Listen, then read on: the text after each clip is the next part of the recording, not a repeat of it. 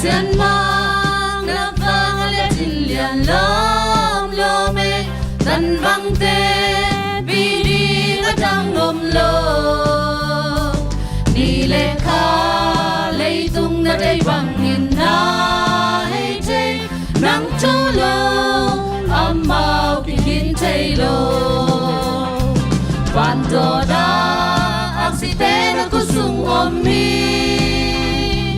Tui pite na kusung nga omuhi Panto nga tu leitung kengang na leitaw pa Nang bangliang pasya na dang omlo Go Jesu nang bang tau padang kwa maongke Patingin gila matang omlo Pasyanta Jesu kakumpi pazong nahi Nang bangliang kumpi atang omlo Panto na